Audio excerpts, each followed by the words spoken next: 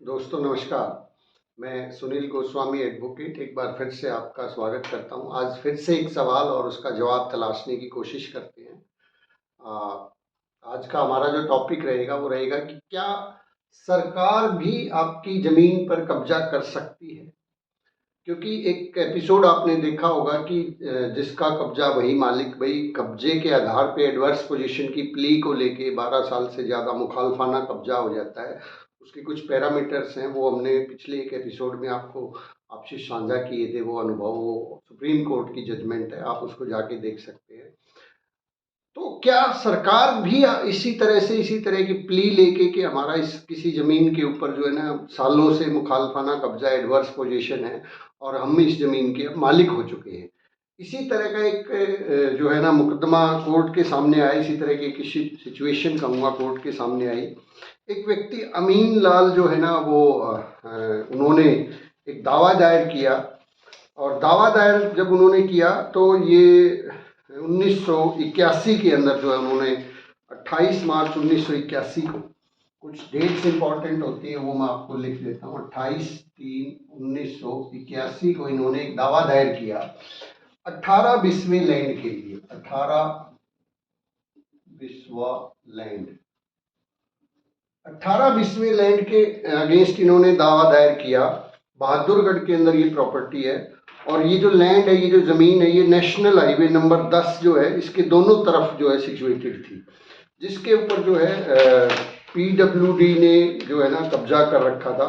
और उसके खिलाफ इन्होंने जो है ना सूट फॉर पोजेशन कह लीजिए, या इन्होंने अपने डिक्लेरेशन एंड पोजेशन का जो है ना इन्होंने दावा दायर किया कि ये ज़मीन जो है साहब मेरे नाम बोलती है, ये मेरी ज़मीन है, और इसके ऊपर जो है रिस्पोंडेंट्स ने, स्टेट ने जो है कब्जा कर रखा, और मेरे को इसके अंदर पोजीशन दिलवाया जाए।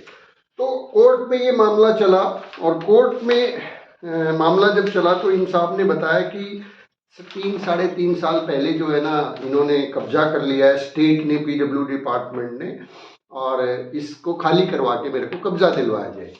केस चला कोर्ट के अंदर। ट्रायल कोर्ट के अंदर जो है ना जब मामला आया तो स्टेट ने, पीडब्ल्यू डिपार्टमेंट की तरफ से ये आया कि हम लोग इस लैंड के ऊपर सन 1879 1879-80 से जो है ना इस जमीन के ऊपर काबिज हैं, इसके ऊपर हमारा पोजीशन है, और ये जो पोजीशन है ये ओपन है, हॉस्टाइल है, और एडवर्स टू द प्लेंटिफ है। तो इसलिए जो है ना यहाँ पे जो है ना इनका कोई राइट नहीं बनता, और हम इसके अंदर जो मुखालफाना कब्जा हो गया उस आधार पे हम लोग एडवर्स पोजीशन के तहत इसके मालिक बन चुके हैं। और पीडब्ल्यूडी जो है ना इसके ऊपर जो है और जिला परिषद जो है ना 1 सेंचुरी, लगभग 100 सालों से जो है ना हमारा कब्जा है, और 100 सालों से हम लोग इसको इस्तेमाल करते चले आ रहे हैं। पीडब्ल्यूडी ने इसके ऊपर कोई छोटी मोटी दीवार या कुछ ये जो है कंटेनर वगैरह रखने के लिए जो है जो है ना वो उसको इस्तेमाल करते थे, एज ए स्टोर कह लीजिए। तो ट्रायल कोर्ट में जब ये मुकदमा चला तो ट्रायल कोर्ट ने प्लेंटिफ के द्वारा दायर, प्लेंटिफ कौन है यहाँ पे? अमीन लाल। किसने दावा दायर किया था? अमीन लाल ने।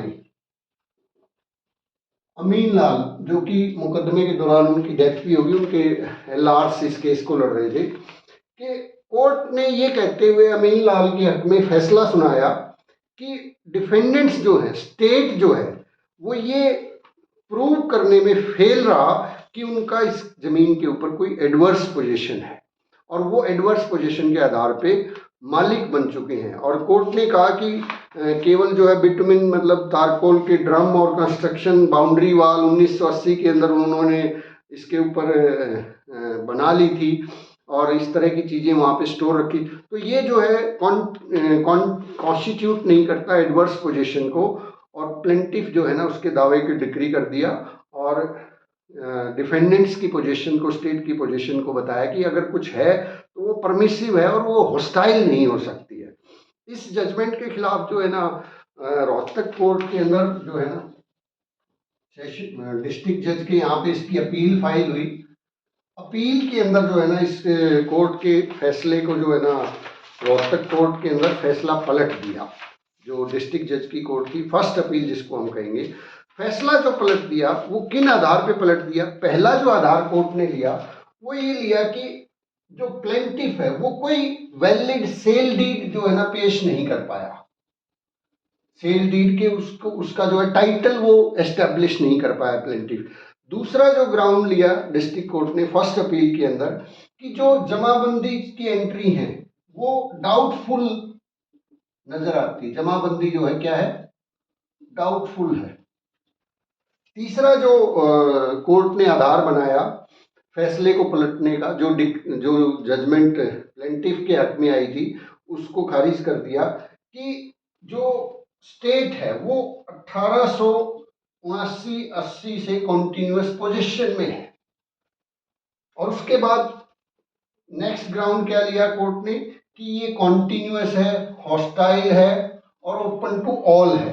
तो ये पोजीशन जो है इनका टाइटल जो है मतलब ये एडवर्स हो चुका है और प्लेंटिफ जो है मियरली कुछ जमाबंदी रेवेन्यू एंट्रीज को जो है मैनिपुलेट करके इस जमीन को ग्रैब करना चाहता है, हासिल करना चाहता है। इसके खिलाफ जो है RSA number 3818 of 1987, RSA high court के अंदर ये मामला गया, आरएसए 3818 ऑफ 1987।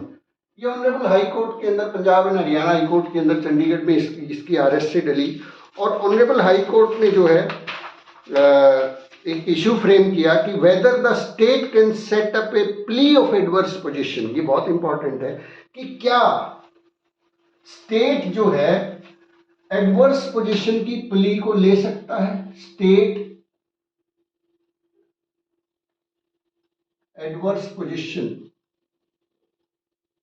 प्ली, कि स्टेट ने जो प्ली ली है एडवर्स पोजीशन की, क्या स्टेट को यह अधिकार है एडवर्स पोजीशन की प्ली लेने का।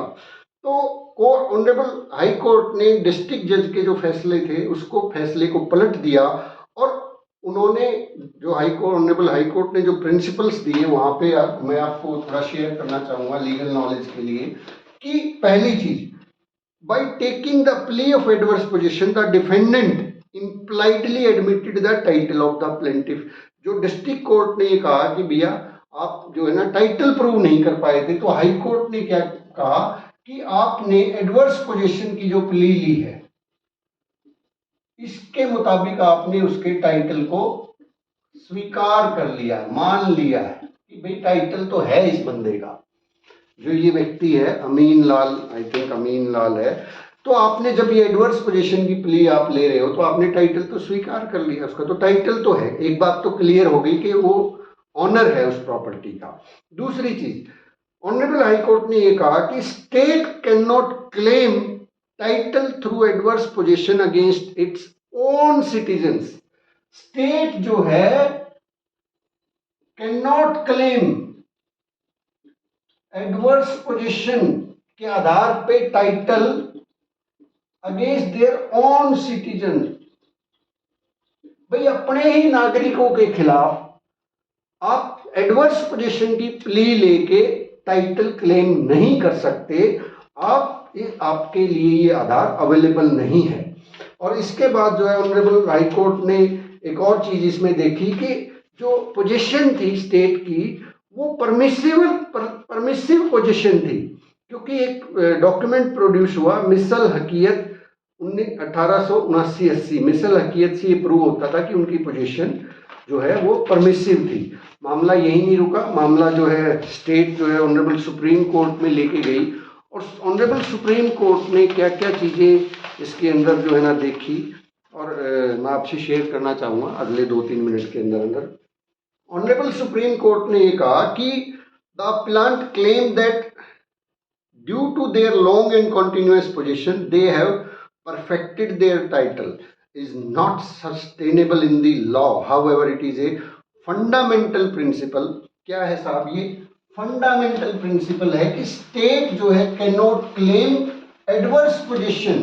स्टेट को ये कोई राइट नहीं है कि वो अपने ही नागरिकों की जमीन को एडवर्स पोजीशन के आधार पे हथियार ले, कब्जा कर ले या उसका टाइटल ले ले। और इसी तरह का एक सूट पहले भी डिसाइड हुआ था, एक मामला जो Vidya Devi versus state of HP Himachal Pradesh का ये मामला था, SLP नंबर 25-213 ऑफ 2024, जिसमें कोर्ट ने court emphatically held that state cannot be permitted to take the plea of adverse possession, relevant para जो है ना बड़ा important है, in a democratic polity governed by the rule of law, the state could not have deprived a citizen of their property without the sanction of law. State जो है cannot deprive their citizen of their property without the sanction of law, wherein it was held that the state must comply with the procedure for requisition or any other permissible statutory mode. State केवल जो है या तो उसको acquire करे, ठीक है, या उसको रिक्विजिशन या कोई प्रस्ताव हो, भाई लीगल तरीके से आप उसको ले सकते हो। और ये जो वेलफेयर स्टेट है, ये वेलफेयर स्टेट के अंदर आप किसी की प्रॉपर्टी पे मुखालफाना कब्जा हो गया है, स्टेट 100 सालों से यूज कर रहा है, ये कोई प्ली आपको अवेलेबल नहीं है। बल्कि ऑनरेबल सुप्रीम कोर्ट ने पैरा नंबर 12 में ये भी कहा, वी आर सरप्राइज्ड, हम हैरान हैं, by the plea taken by the state before the High Court that since it has been continuous possession of land over 42 years, it would tantamount to adverse possession. भाई supreme court ये कहता है कि भाई हम खुद हैरान है कि स्टेट ने इस तरह की प्ली ली।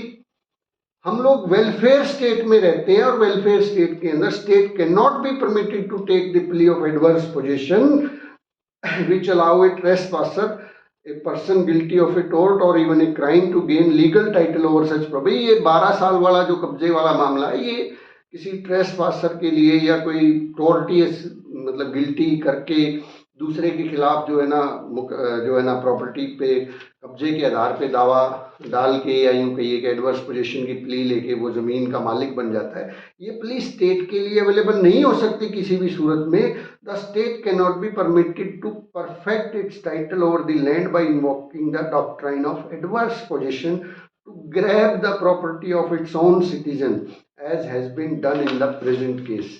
तो यहाँ पे जो है ना ऑनरेबल सुप्रीम कोर्ट ने बहुत स्पष्ट और क्लियर शब्दों में सरकार को ये समझाया कि सरकार जो है वेलफेयर स्टेट है और आप अपने ही सिटीजन्स की प्रॉपर्टी को अगर इस तरीके से जो एडवर्स पोजीशन की प्ली लेके कब्जा कर लेंगे तो लोग कहाँ जाएंगे। तो ऑनरेबल सुप्रीम कोर्ट की बहुत कमाल की जजमेंट है और लास्ट में डिसमिस करते हुए ऑनरेबल हाई कोर्ट की जजमेंट को अपहोल्ड किया और प्लेंटिफ के दावे के जो है डिक्री किया। तो बहुत बहुत शुक्रिया। एक सवाल और उसका जवाब आज हमने ढूंढने की कोशिश की। आपको बातचीत काम की लगती है, अच्छी लगती है तो शेयर कीजिए, चैनल को लाइक सब्सक्राइब कीजिए और मेरा हौसला बढ़ाइए। किसी इश्यू पर आप कोई वीडियो चाहते हैं तो मुझे कमेंट बॉक्स में ज़रूर लिखें। बहुत बहुत शुक्रिया, धन्यवाद आपका।